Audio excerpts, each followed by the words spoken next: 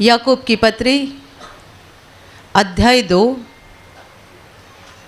वचन 12 और 13 मैं पढ़ रही हूँ, ध्यान देकर सुनो।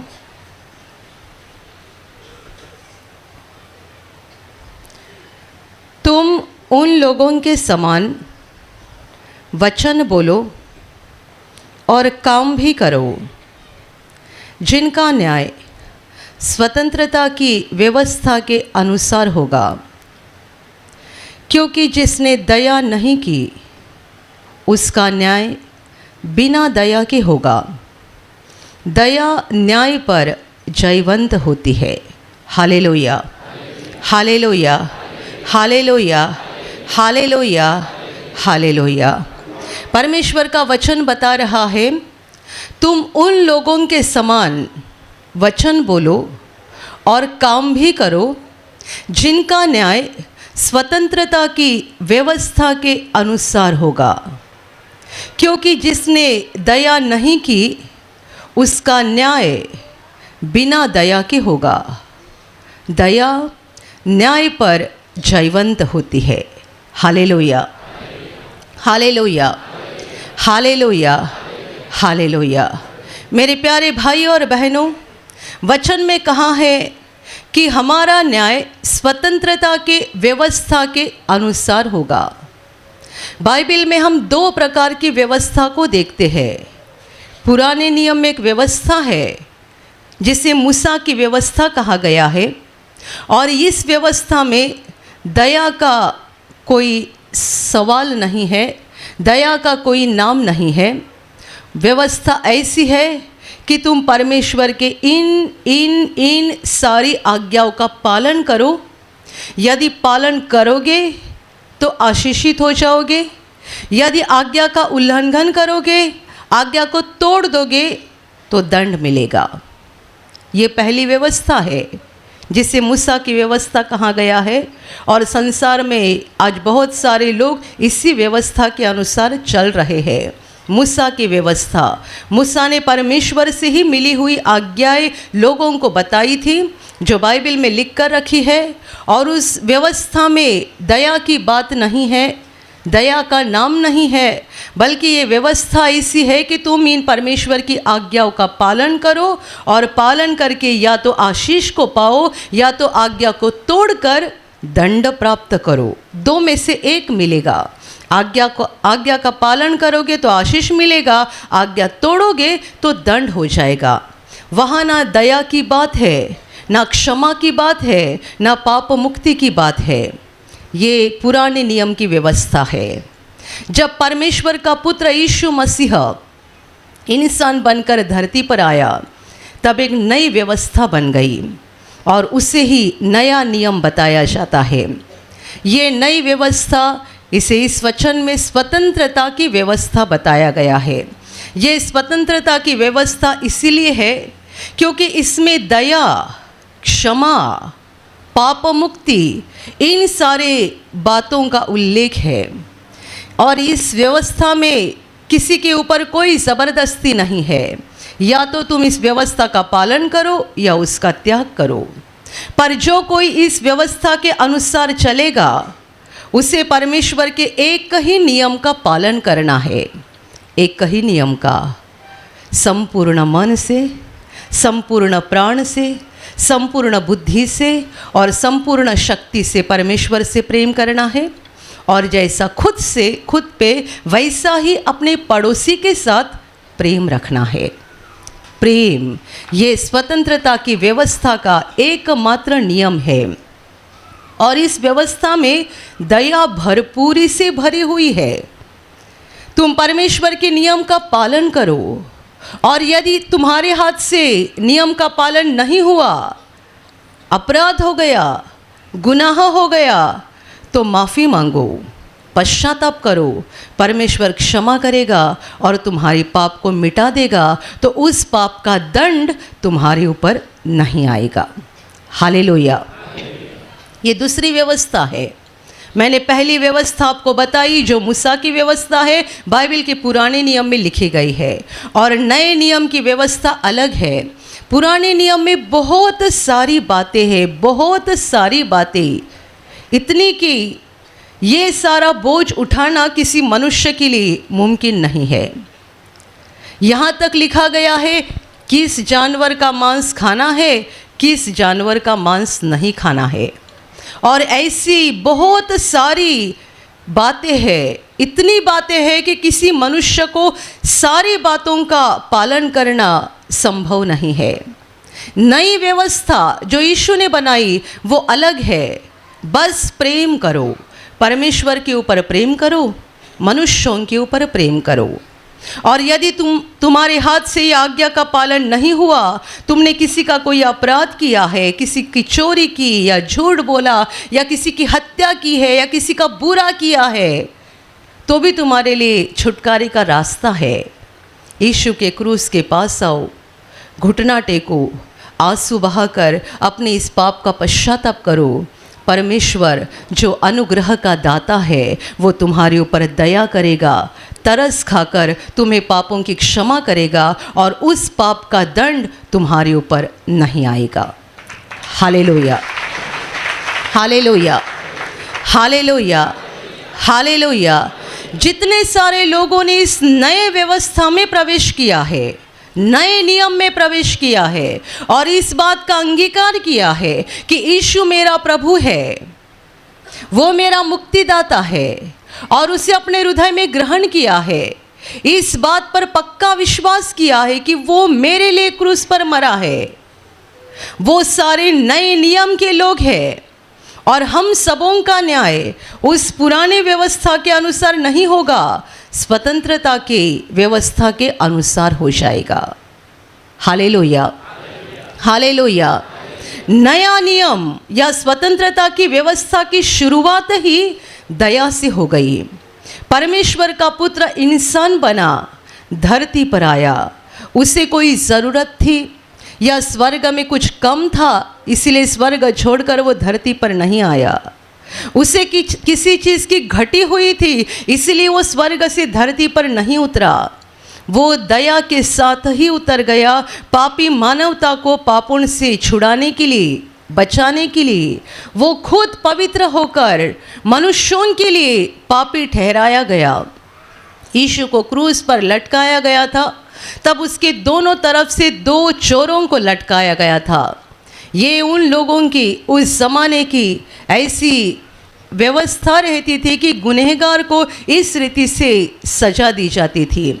जो बड़ा गुनहगार होगा उसको क्रूस पर लटकाया जाता था।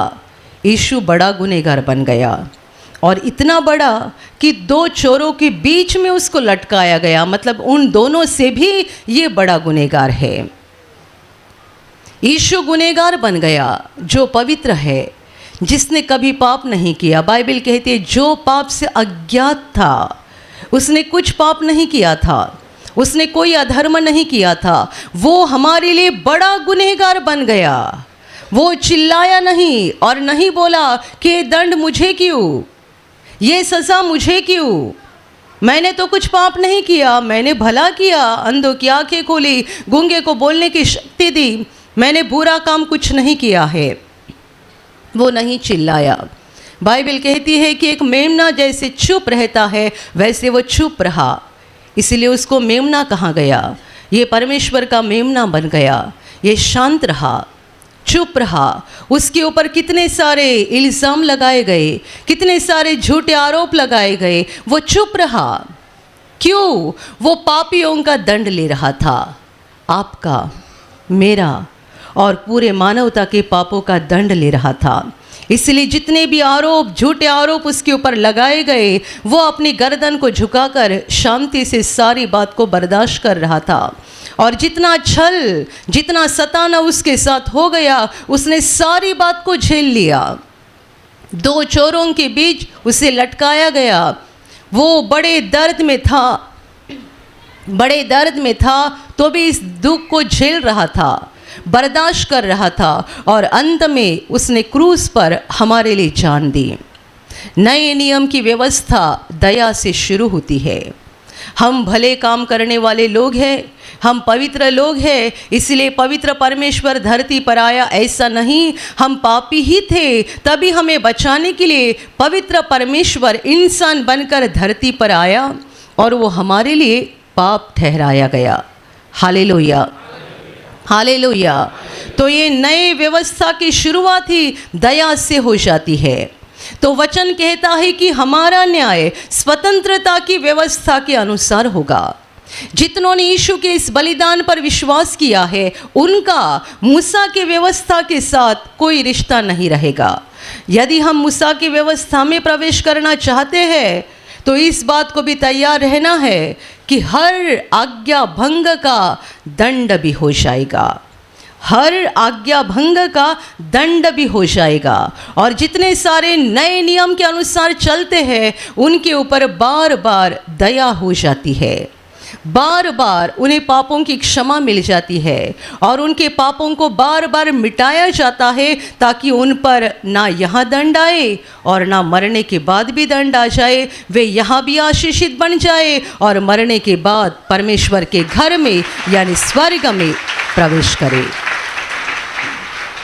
Hallelujah, hallelujah, hallelujah.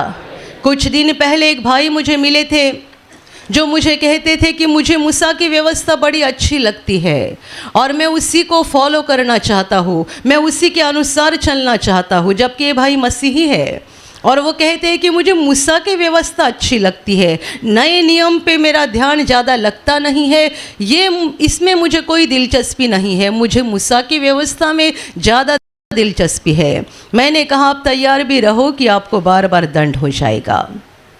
और मूसा की व्यवस्था जो पालन करते हैं वे स्वर्ग में भी नहीं जा सकते हैं, क्योंकि बाइबल कहती है यदि किसी ने एक नियम को तोड़ दिया तो पूरी व्यवस्था को तोड़ दिया जाता है, तो वो स्वर्ग में कैसे जाएगा।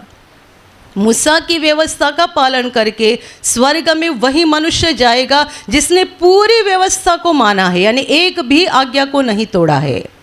और किसी मनुष्य के लिए संभव ही नहीं है, किसी मनुष्य के लिए संभव ही नहीं है कि मूसा की व्यवस्था के अंदर जितनी सारी सैकड़ों आज्ञाएं हैं उन सबों का पालन करे, संभव नहीं है। एक तोड़ दी तो परमेश्वर कहता है तुमने पूरी व्यवस्था तोड़ दी, और पूरी व्यवस्था तोड़ दी तो अनंत जीवन में कैसे जाएंगे। मैंने कहा यदि आप मूसा की व्यवस्था को फॉलो करना चाहते हैं तो तैयारी रखना, दंड भी आते जाएगा और अनंत जीवन कभी देखने को नहीं मिलेगा।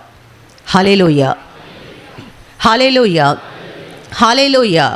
तो मूसा की व्यवस्था हमें पालन करके कोई फ़ायदा नहीं होने जा रहा है। हमारे लिए परमेश्वर ने स्वतंत्रता की व्यवस्था बनाई है जिसके द्वारा हम दया प्राप्त कर सकते हैं, क्षमा पा सकते हैं और स्वर्ग में जा सकते हैं। अभी वचन हमें सिखाता है कि हमारा न्याय स्वतंत्रता की व्यवस्था के अनुसार होने वाला है और इसीलिए हमारा बोलना, हमारे काम उन लोगों के समान होने चाहिए जो नए नियम के लोग हैं, जो स्वर्ग के नागरिक बन चुके हैं, जिनका न्याय स्वतंत्रता की व्यवस्था के अनुसार होगा, यानी जो परमेश्वर के बेटे और बेटियां बन चुके हैं। उनका जैसा चाल चलन बोलना है वैसा हमारा भी होना चाहिए। याकूब ये बताना चाहता है कि आपने यीशु पर विश्वास किया है, सलीब के संदेश पर विश्वास किया है, यीशु को ग्रहण किया है, तो तुम्हारा चाल चलन पुराने जिंदगी के समान नहीं हो सकता है। पहले का हमारा जीवन अलग था। जब हमने यीशु के क्रूस के संदेश पर विश्वास किया तब से हमारे मुंह के शब्द, हमारी बातें और हमारे काम बदलते जाने चाहिए। Hallelujah, hallelujah. तुम उन लोगों के समान वचन बोलो और उन लोगों के समान काम भी किया करो जिनका न्याय स्वतंत्रता के व्यवस्था के अनुसार होगा। हम ये नहीं बोल सकते कि मैंने यीशु को ग्रहण किया है पर मैं पहले के मेरे जिंदगी के रास्ते को नहीं छोड़ूंगा, मैं पहला जैसा था, मैं पहले जैसी थी वैसी ही रहूंगी। हमारा चाल चलन, हमारा बोलना, हमारे काम यदि पुराने हैं तो इसका मतलब हमने नए नियम में सच्चाई से प्रवेश नहीं किया है। अब ये क्या बात है ये आगे के वचन में याकूब समझा रहा है। वो बता रहा है कि जिसने दया नहीं की है उसका न्याय बिना दया के होगा। नया नियम दया से ही शुरू होता है। दया, दया, दया, जिसे अनुग्रह भी कहा गया है। अनुग्रह, अनुग्रह, दया, कृपा, अनुग्रह, तीनों शब्द का मतलब एक ही है। और इसका सच्चा मतलब ये है कि हम लायक नहीं है तो भी परमेश्वर ने हमें उस चीज़ को दे दिया है। हम लायक नहीं थे तो भी परमेश्वर ने उस चीज़ को हमें दे दिया है। हम परमेश्वर के बेटे और बेटियां बनने के लायक नहीं थे। हम अनंत जीवन के लायक नहीं थे। हम परमेश्वर के प्रेम और सामर्थ को पाने के लायक नहीं थे तो भी परमेश्वर ने हमें वो चीज़ें दे दी है। पापों की क्षमा, परमेश्वर का प्रेम, उसका सामर्थ, उसका ज्ञान, अनंत जीवन हमें दिया है। हम जबकि लायक नहीं थे तभी दे दिया, इसीलिए उसे दया कहा गया है। Hallelujah, hallelujah. तो यदि हम स्वतंत्रता की व्यवस्था के अंदर है और हमारा न्याय वैसा होने जा रहा है तो हमने दया में प्रवेश किया है, परमेश्वर के अनुग्रह में प्रवेश किया है।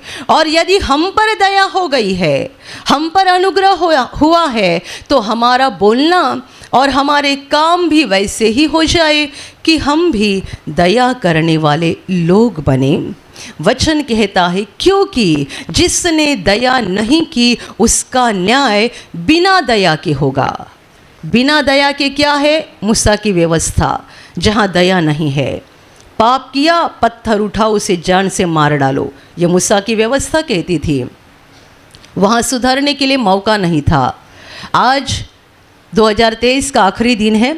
आप बड़े आशीषित लोग हैं कि आज आप यहाँ पहुँचे हैं।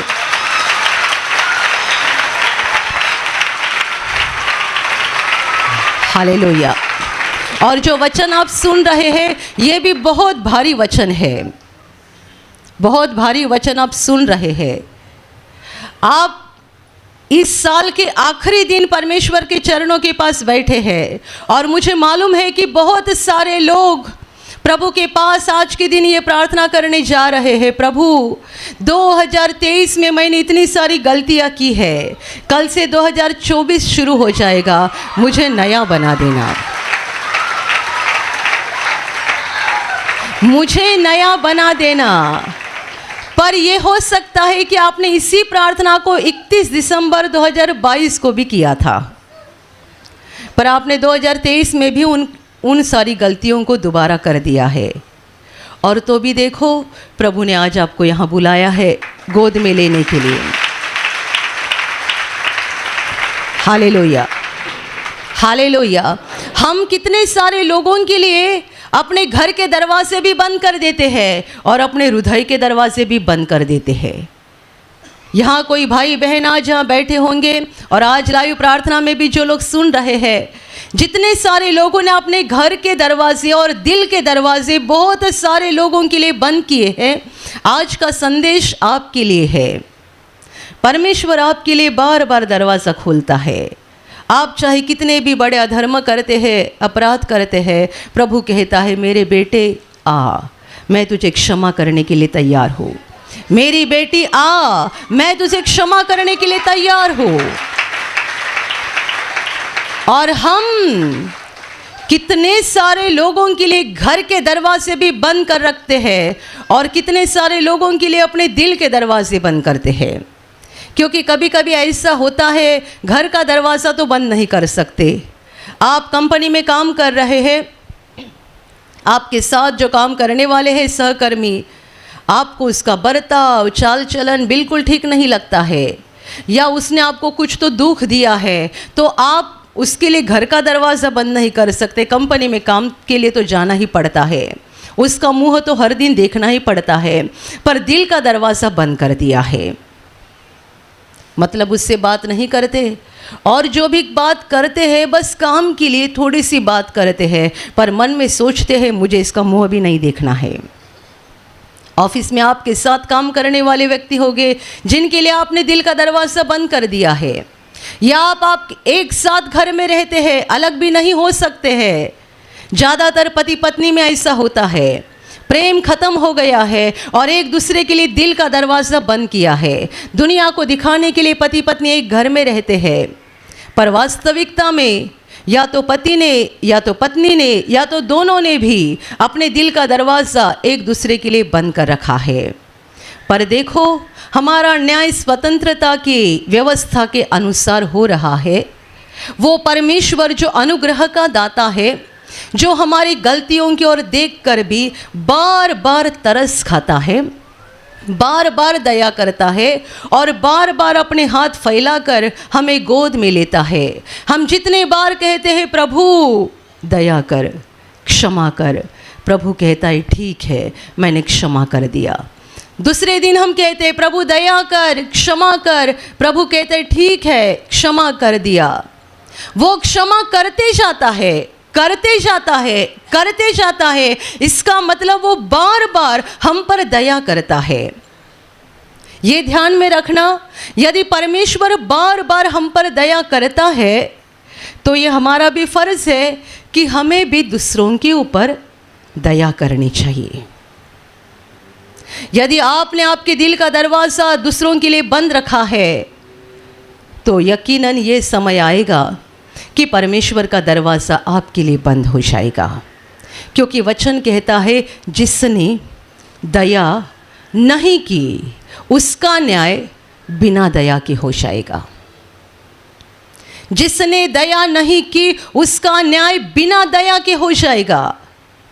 आप ट्रेन में बैठे हुए हैं, आपको एक अच्छी सीट मिल गई है और आप देख रहे एक बुजुर्ग व्यक्ति आपके पास खड़े हैं, पसीना पसीना हो गया है उनको, आप देखकर नज़रअंदाज कर रहे हैं। आपने दया नहीं की ना, उठकर उसे जगह नहीं दी ना। कुछ समय के पश्चात आपके साथ ऐसा हो जाएगा, जब आपको ट्रेन में जगह नहीं मिल रही है और आप बहुत बुरी हालत में होगे, बीमार होगे, लग रहा है कोई तो उठ के मुझे जगह दे, कोई तो उठ के मुझे जगह दे। आप दूसरों को रिक्वेस्ट भी करेंगे, भाई साहब ज़रा जगह दीजिए, बहन जी ज़रा जगह दीजिए, मेरी तबीयत ठीक नहीं है। कोई आपके ऊपर ध्यान नहीं देगा।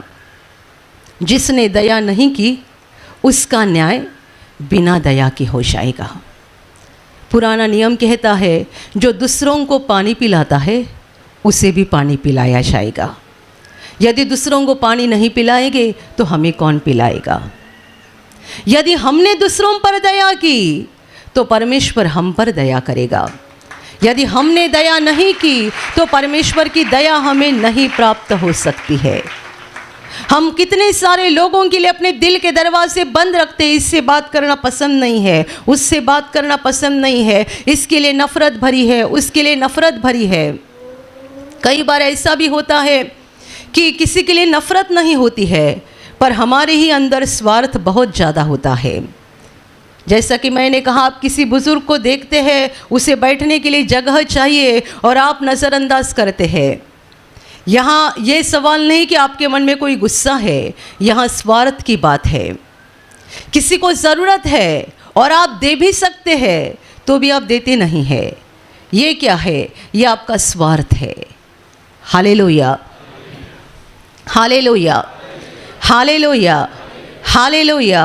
जितने सारे लोग स्वतंत्रता की व्यवस्था के अंदर प्रवेश कर चुके हैं, ध्यान में रखना, हम पर हर दिन परमेश्वर का अनुग्रह हो रहा है, हर दिन परमेश्वर की दया हो रही है। हम पवित्र लोग हैं, इसीलिए हमारे ऊपर परमेश्वर का प्रेम आ रहा है या सामर्थ उतर रहा है, ऐसा नहीं है। कोई भाई कहेगा, कोई बहन कहेगे, मैंने प्रभु के पास प्रार्थना की, मेरी बीमारी निकल गई, मैंने प्रभु के पास प्रार्थना की, मुझे नौकरी मिल गई, मैंने प्रभु के पास प्रार्थना की, मुझे मकान मिल गया। ये सारी बातें हम पवित्र या भले काम करने वाले लोग हैं, इसीलिए हम परमेश्वर से पाते हैं, ऐसा नहीं। ये परमेश्वर की दया की बात है। कोई चंगाई पाता है, उसे ये ना लगे कि मैं कुछ तो भारी हूँ इसलिए प्रभु ने मुझे चंगा किया। कोई बड़ी बीमारी से चंगाई होता है तो जान लेना ये परमेश्वर की दया है, जिस दया ने आपके पापों को क्षमा कर दिया और आपको बीमारी से ठीक कर दिया। Hallelujah, hallelujah, hallelujah. जब यीशु मसीह इंसान के रूप में इस धरती पर था, उसने कैसे लोगों के ऊपर दया किया। वो पवित्र था और वो लोगों के सारे पापों को जानता था, सारे पापों को। हम एक घटना को पढ़ते हैं जब एक लकवे से पीड़ित बीमार मनुष्य को यीशु के पास लाया गया था। यीशु एक घर में था और उस घर में लोगों की इतनी सारी भीड़ हो चुकी थी कि इस मनुष्य को प्रभु के पास लेकर जाना मुमकिन नहीं हो रहा था, क्योंकि ये खाट पे लेटा हुआ था, खड़ा नहीं रह सकता था, बैठ नहीं सकता था। लोगों ने उसको खाट के ऊपर उठाकर ही लाया था, पर घर में इतनी बड़ी भीड़ थी कि उस खाट के साथ उसे प्रभु तक पहुंचाना कठिन बात थी। ये लोग छत के ऊपर चढ़े और उन्होंने छत को निकाल दिया और जहाँ प्रभु था वहाँ का छत निकालकर उस खाट को वहाँ प्रभु के सामने ऊपर से छोड़ दिया। बाइबल कहती है उनका विश्वास देखकर प्रभु ने उस लकवे से पीड़ित व्यक्ति से कहा, बेटे धीरज धर, तेरे पाप क्षमा हो गए हैं। उनका विश्वास देखकर यीशु उस मनुष्य से कहता है, बेटे धीरज धर, तेरे पाप क्षमा हो चुके हैं। और फिर कहा, उठ और अपनी खाट उठाकर चल फिर। एक पल में मनुष्य उठ खड़ा हो गया और अपनी खाट उठाकर परमेश्वर की महिमा करते हुए अपने घर चला गया। आप मुझे बताइए, जब उस मनुष्य को ऊपर से वहाँ नीचे प्रभु के पास छोड़ा गया था, क्या प्रभु नहीं जानता होगा कि इस मनुष्य ने कितने सारे पाप किए हैं? हम मनुष्य को जब भी देखते हैं तब क्या देखते हैं? सबसे पहली बात, काला है या गोरा है। हम किसी का वर्णन करते हैं, वो काला है ना, वो थोड़ा गोरा है ना, वो थोड़ा नाटा है ना, वो ज़्यादा ऊंचा है ना। नहीं नहीं नहीं नहीं, प्रभु ऐसा नहीं देखता है। काला हो या गोरा हो, ऊंचा हो या नाटा हो, सब प्रभु के बच्चे हैं, उसके हाथ के बनाए हुए इंसान है, तो वो उसी रीति से नहीं देखता है।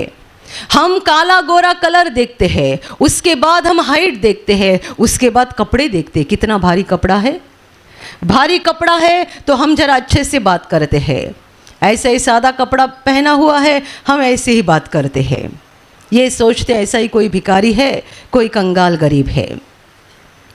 प्रभु कपड़े देखकर, चमड़ी का कलर देखकर, ऊंचाई देखकर बातें नहीं कर रहा था। जब प्रभु किसी मनुष्य की ओर देखता था, वो उसके कपड़े को नहीं, चमड़ी के कलर को नहीं, उसके दिल को देखता था। ये मनुष्य को जब प्रभु के सामने छोड़ा गया था, क्या प्रभु ने उसके पाप को नहीं देखा? सारे पाप प्रभु जानता था, सारे के सारे पाप, छोटे से लेकर बड़े से बड़े तक, उसके जिंदगी के सारे पाप प्रभु ने देखे एक पल में। और तो भी बड़ी दया के साथ और करुणा के साथ वो बोल रहा है, बेटे धीरज धर, तेरे पाप क्षमा हो चुके हैं। जिंदगी के इतने सारे पापों को प्रभु ने एक पल में माफ कर दिया। और हम ऐसे लोग हैं कि हम किसी की एक बात भी माफ नहीं कर सकते हैं, एक बात भी माफ नहीं कर सकते हैं। ऐसी कोई बहन है, शादी होने से पहले पति ने उसको बताया नहीं था कि वो शराब पीता है, शादी के बाद उसे पता चलता है ना, तो 10 साल हो शादी को या 25 साल हो, वो बोलते रहती है इसने मुझे फंसाया था, और उसे भी सुनाती रहती है आपने मुझे फंसाया, शादी के पहले बताया नहीं था कि आप शराब पीते हैं। छोटी छोटी बात। वैसा पत्नी के साथ भी हो सकता है कि शादी के पहले उसने कोई बात अपने पति को बताई नहीं थी, तो पति बार बार उससे शादी के बाद बोलते रहता है तुमने ये बात मुझसे छुपाई रखी। हम पापी है, अधर्मी है, तो भी दूसरों की एक भी गलती माफ करना नहीं चाहते हैं। एक भी अपराध के लिए उन पर दया नहीं करना चाहते हैं। और परमेश्वर से हम बड़ी दया चाहते हैं और वो करता भी है। उस लकवे से पीड़ित बीमार मनुष्य के सारे पाप प्रभु ने देखे, तो भी प्रभु कहता है तेरे पाप क्षमा हो चुके। और वचन आज हमें ये सिखा रहा है कि यदि हम परमेश्वर से इस तरीके से दया को प्राप्त करते हैं तो ये हमारा फर्ज है कि हमने भी दूसरों के ऊपर वैसी ही दया करनी चाहिए। हमने भी वैसा ही दूसरों के ऊपर तरस खाना चाहिए। यदि हम परमेश्वर से दया की उम्मीद रखते हैं तो हम दूसरों पर भी दया करें। यदि ना करेंगे तो वचन कहता है तुम्हारा न्याय बिना दया के हो जाएगा। ये वचन इतना साधारण नहीं है। मैं आपको बताती हूँ, अंत के दिन जब न्याय हो जाएगा, एक वचन, ये जो आज एक वचन आप सुन रहे हैं, बहुत लोगों को भारी पड़ जाएगा। जिन्होंने अपने ज़िंदगी में दूसरों के ऊपर दया नहीं की है, उनको ये एक वचन न्याय के दिन बहुत भारी पड़ने वाला है। जिन्होंने दया नहीं की, उनका न्याय बिना दया के हो जाएगा। कितने सारे लोग इस एक वचन के कारण न्याय के दिन अपनी छाती पीट पीट कर रोएंगे और इस बात को लेकर पछताएंगे कि क्यों हमने दूसरों की मदद नहीं की, क्यों हमने दूसरों पर तरस नहीं खाया, क्यों हमने दूसरों के ऊपर दया नहीं की। और वो समय वो नहीं रहेगा कि अभी आप दया कर सकते हो। वो न्याय का दिन होगा और आपका न्याय बिना दया के हो जाएगा। जो न्यायासन के ऊपर बैठा है वो यीशु उस दिन उद्धार करता नहीं, न्यायाधीश रहेगा और इन सारे लोगों का न्याय बिना दया के हो जाएगा। इसीलिए उसको न्यायाधीश बोला गया है। अंत के दिन, न्याय के दिन प्रभु यीशु न्याय के आसन पर बैठेगा। आज उसका आसन अनुग्रह का आसन है। बाइबल कहती है हम अनुग्रह के सिंहासन के सामने जाते हैं। जब हम प्रार्थना करते हैं, क्षमा मांगते हैं, पश्चाताप करते हैं, हम अनुग्रह के सिंहासन के सामने जाते हैं। क्योंकि आज हमारे प्रभु का सिंहासन अनुग्रह का सिंहासन है, दया का सिंहासन है। जो भी आता है उस पर वो तरस खाता है, दया करता है, क्षमा करता है। पर ये सिंहासन एक दिन न्याय का सिंहासन बनेगा। वो न्यायाधीश बन जाएगा। तब कोई दया नहीं रहेगी, तब अनुग्रह नहीं रहेगा, तब कृपा नहीं रहेगी। उन सब लोगों ने जिन्होंने दूसरों पर दया नहीं की है, उनका न्याय बिना दया के हो जाएगा। इनमें दुनिया के बहुत सारे धनवान, अमीर और पढ़े लिखे लोग आ जाएंगे जो अहंकारी थे और परमेश्वर ने उनको जो दिया था उसका इस्तेमाल करके दूसरों पर दया नहीं की। Hallelujah, hallelujah, hallelujah, hallelujah. वचन कहता है कि दया न्याय पर जयवंत होती है। परमेश्वर इंसान बनकर धरती पर आया। परमेश्वर एक न्यायी परमेश्वर है, वो पवित्र है। इसलिए तो हम बाइबल में पढ़ते हैं कि दुनिया का सबसे पहला मनुष्य आदम, उसने जब भी पाप किया वो परमेश्वर के सामने आने के लिए डर रहा था। जब तक पाप नहीं हुआ था वो एक दोस्त के समान परमेश्वर के साथ बातें किया करता था। पाप हो गया तभी परमेश्वर के सामने आने के लिए उसको हिम्मत नहीं हो रही थी, क्योंकि परमेश्वर न्यायी परमेश्वर है। तो भी 2000 वर्ष पहले परमेश्वर ने दया की। परमेश्वर के न्याय से भी उसकी दया बड़ी बन गई।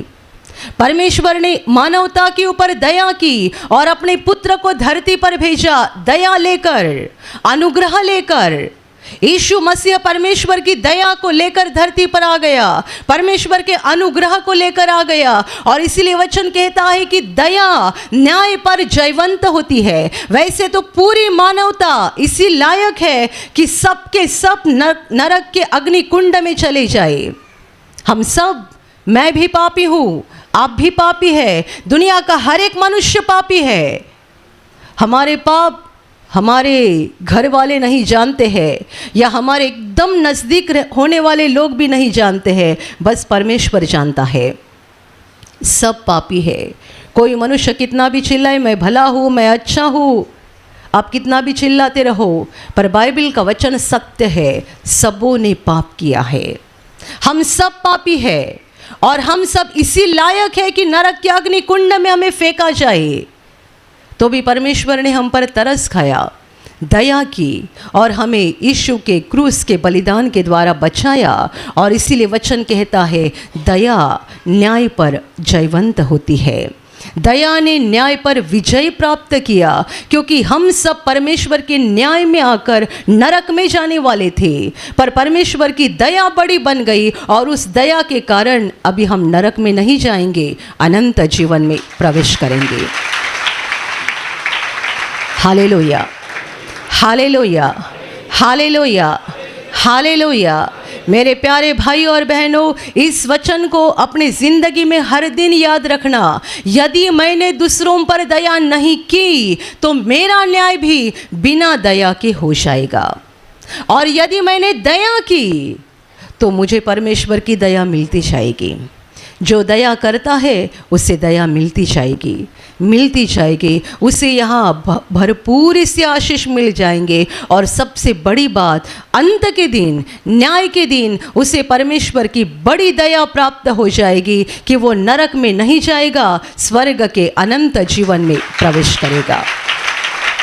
हालेलुया। किसी ने आपके खिलाफ कोई अपराध किया है, कोई गुनाह किया है, आपके दिल को दुख दिया है, आपको बुरा लगा, आपको बुरा लगा, गुस्सा आ गया, कोई बात नहीं, पर थोड़े ही पल में आपको शांत होना है और इस बात को सोचना है, मैं भी तो एक पापी मनुष्य हूँ, परमेश्वर ने मुझ पर दया की है तो मैं इस पर भी दया कर देता हूँ। मैं भी एक पापी मनुष्य हूँ, परमेश्वर ने मेरे जिंदगी के सारे पापों को माफ़ कर दिया है तो मैं इसे भी माफ़ कर देता हूँ। और न जाने आगे भी मेरे हाथ से बड़े पाप हो सकते हैं। आज यदि मैं इसे क्षमा करूँगा तो कल मुझे भी परमेश्वर की दया मिल जाएगी और वो मुझे भी क्षमा कर देगा। Hallelujah, hallelujah, hallelujah, hallelujah. ये हमारा फैसला है कि हमें किस व्यवस्था के अंदर रहना है, मूसा की व्यवस्था के अंदर रहना है या स्वतंत्रता की व्यवस्था के अंदर रहना है। यदि स्वतंत्रता की व्यवस्था के अंदर रहना है तो जैसा परमेश्वर हर दिन हमारे ऊपर दया करता है, हमें भी दूसरों के ऊपर दया करनी चाहिए। इसमें केवल क्षमा करने का ही सवाल नहीं है, मैंने आपको बताया स्वार्थ छोड़ने का भी सवाल है। स्वार्थ, हमारा स्वार्थ छोड़ना चाहिए। मेरी भी ज़रूरत है, उसकी भी ज़रूरत है, तो पहले उसकी ज़रूरत को पूरा करो तो तुम्हारी ज़रूरत परमेश्वर बहुतायत से पूरा करेगा। ये बात मुझे भी चाहिए और उसे भी चाहिए, पहले उसे दे दो। ये स्वतंत्रता की व्यवस्था है, पहले उसे दे दो तो तुम्हें इससे ज़्यादा परमेश्वर दे देगा। Hallelujah, hallelujah. जो दया करते जाता है, करते जाता है, करते जाता है, उस पर स्वर्ग से परमेश्वर की दया होती जाएगी और उसका जीवन स्वर्ग के आशीषों से भरपूर हो जाएगा। दया करते जाओ ताकि हमारे ऊपर भी दया होती जाएगी। यदि हम दया न करने वाले लोग बन जाएंगे, हमारा न्याय बिना दया के हो जाएगा और ये बहुत ही कठिन बात है, बहुत ही कठिन बात। कितने सारे लोग इस बात को लेकर बड़े अहंकारी हो जाते हैं, मैंने तो ऐसी गलती कभी नहीं की है, मैंने तो ऐसा पाप कभी नहीं किया है, तो मैं इसे क्यों क्षमा करूं, मैं इसके साथ क्यों बातें करूं, मैंने ऐसा बड़ा पाप नहीं किया है, मैंने ऐसा बड़ा अधर्म नहीं किया है और ना कभी करूँगा। यदि आप ऐसा सोचते हैं कि कोई किसी को आपने देखा है कि वो बड़ा अधर्म करता है, बड़ा पाप करता है और आप उसका इंसाफ कर रहे, सोच रहे कि मैं नहीं करता, आप उसको ग्रहण करने के लिए, दया करने के लिए, क्षमा करने के लिए तैयार नहीं है, तो आगे जाकर शैतान आपको फंसाएगा और आप जो समझ बैठे कि मुझसे नहीं होता था क्योंकि मैंने ऐसा बड़ा पाप नहीं किया है, आगे जाकर शैतान आपको फंसाएगा, आप भी उस पाप में डूब जाओगे। पर आपको दया नहीं मिलेगी क्योंकि आपने पहले दूसरों के ऊपर दया नहीं की है। जिसने दया नहीं की उसका न्याय बिना दया के हो जाएगा। एक वचन आपके ज़िंदगी को बदल देगा। एक वचन आपके कठोर हृदय को बदल देगा, आपके अहंकारी हृदय को बदल देगा। कठोरता छोड़ दो, अहंकार छोड़ दो। यीशु ने कहा, मैं मन का सौम्य और दीन हूँ, मुझसे सीखो। हमें उससे सीखना है।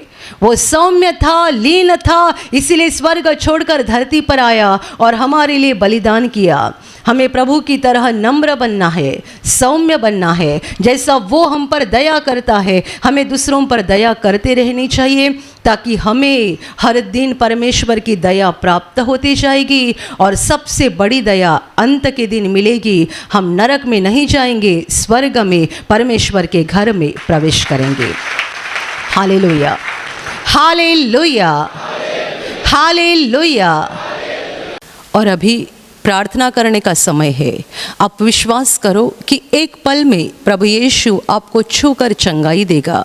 एक पल में वो आपके जीवन का दुख निकाल देगा और आपके आंसुओं को खुशी में बदल देगा, क्योंकि उसके लिए असंभव कुछ नहीं है, अनहोनी बात एक भी नहीं है।